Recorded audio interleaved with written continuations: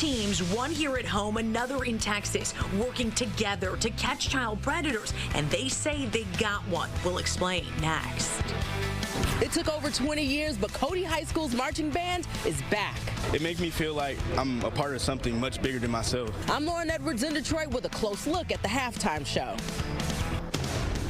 Working for you. Fox 2 News at 10 starts now. Welcome to Fox 2 News at 10. I'm Jessica Dupnack. Two men on trial accused of murdering a jewelry store owner in Rochester Hills at his home. They did it while posing as DTE workers, convincing the man there was a gas leak in his house. Today, the jury delivering the verdicts one at a time. Count 1, first-degree felony murder. Guilty as charged of first-degree felony murder. Count 2, unlawful imprisonment. Guilty on all counts for Joshua Zuazo. Back in October of last year, he and his accomplice killed Hussein Murray, robbed his house, and tied up his wife. Now, jury deliberations only took a little more than an hour. A few minutes after reading the verdict on Zuazo, the jury read its decision on the other man in this case, Carlos Hernandez. The jury finds defendant Hernandez guilty as charged of first-degree felony murder. Count 2, unlawful imprisonment. The jury finds defendant Hernandez guilty as charged of unlawful imprisonment. Count 3, unlawful imprisonment. The jury finds defendant Hernandez guilty as charged of unlawful imprisonment. Okay, are you thinking we're gonna get that? After the verdicts, Hussein Murray's family spoke about it with Fox 2. We have a verdict that is just, and we are satisfied and happy with the verdict that is just, and justice was done here. Our hearts are broken because no verdict of guilty can ever bring my dad back.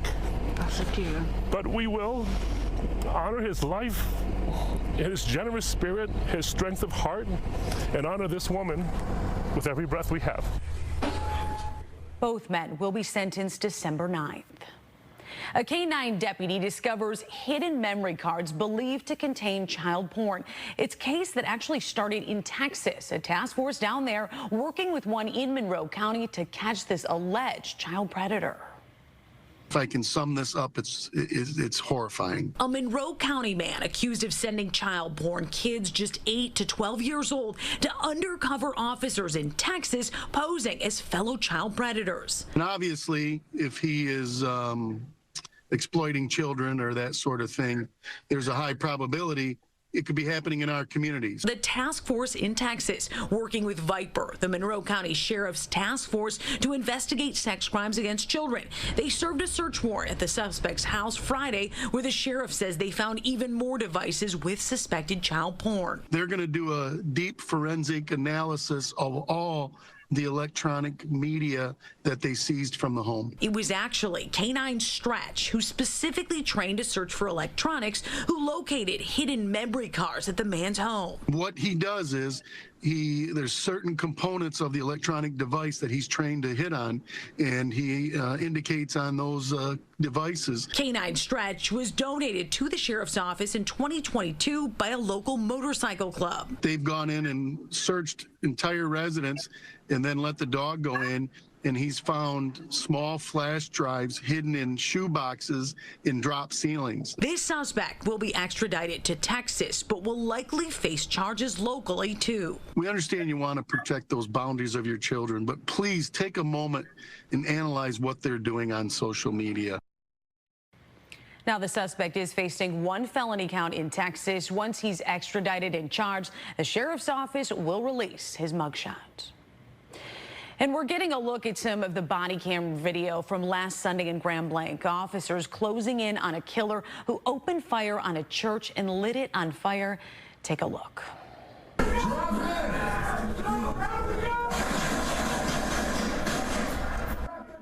Yeah, that video is pretty intense. Officers killing the 40-year-old gunman. Shoot him! Get back! Get back! This is what law enforcement is trained to do, and this is how law enforcement should respond to these incidents. That's what we swear an oath to protect and serve. What we've done for our officers, we brought in Oakland County's peer support team. We've also brought in counselors. The attack on the Church of Jesus Christ of Latter-day Saints killed 4 people, injuring 8 others. Right now, both officers are on paid administrative leave, and that's per protocol.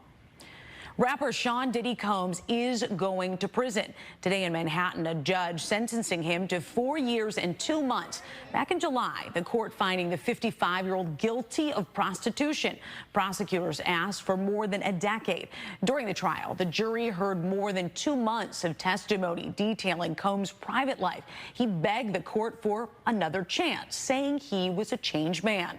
The prosecution says he was a sick manipulator who physically and psychologically and emotionally abused women.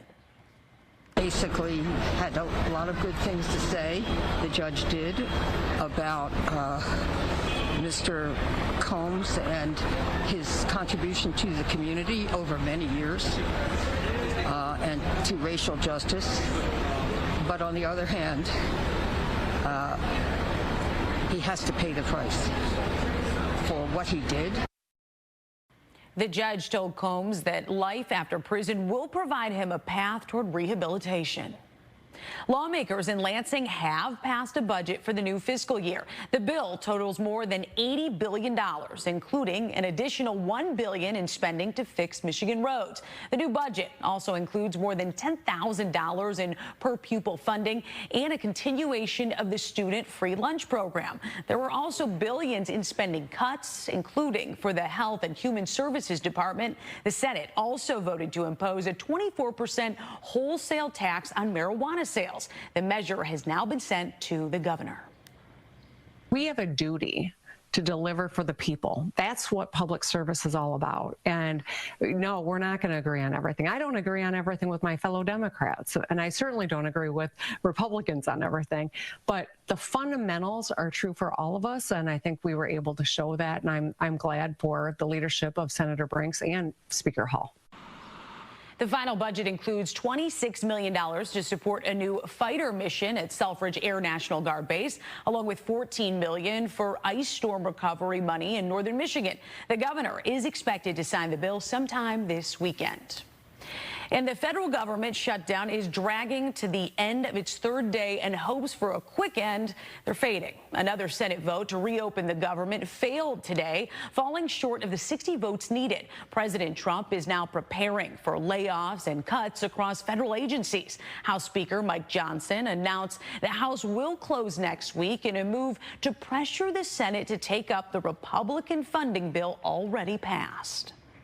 How much longer this shutdown lasts depends entirely on Democrats. The choice is theirs. We're willing to talk to our Republican colleagues. We are trying. But the president needs to first understand what we were talking about here and then negotiate on this. And I think we could then come to a compromise. President Trump sat down with Budget Director Russell Vought to figure out what permanent government cuts should happen during the shutdown and how many employees should get the axe. The White House says it's likely going to be in the thousands. Well, we have had a couple of nice bonus days here around Metro Detroit. Stephanie Mead looking towards the weekend. Yeah, for sure. It's going to be really nice this weekend. This is a live look over the city right now. It's looking extra bright this evening. We have a lot of clear skies. Temperatures right now, honestly, are really not that bad. And I think moving forward, we're going to continue to see almost summer-like temperatures. It's going to feel a little bit more like the middle of July than actually the beginning of October. So Detroit's quiet now. You see Comerica Park off on the distance, too. And we have a lot of 60s, even a few 70s in there still. So all things considered, I mean, it is October, and it has more of that summertime feel. We have mid-60s out near Muskegon, 66 Lansing, 68 in the city of Detroit right now. So it is very much mild. We don't have much on radar, which is great. We're quiet. I think as we head into tonight, numbers are going to continue to slip, but I do think it's going to be manageable. Most of us, I think, bottoming out in the upper 50s. And then those numbers, notice here by 10 o'clock, already approaching 70 degrees early tomorrow morning. 58 tonight for an overnight low. It's going to stay quiet, mainly clear. Not as cool as the past couple of nights, but we are still pretty close to the seasonal low, which is around 51 degrees. Now, we do have more heat off on the horizon for us here through about Monday. And then we're tracking more rain chances. So we'll have timing on that in the forecast coming up within the next 10 to 20 minutes. To catch a game here can be pricey. I'm Dave Kinchin telling you how a group of kids went into business to see the Lions in action. Next. Plus, the Tigers are playoff bound, and one big cat outside Comerica Park just got a new look. You'll hear from excited fans coming up.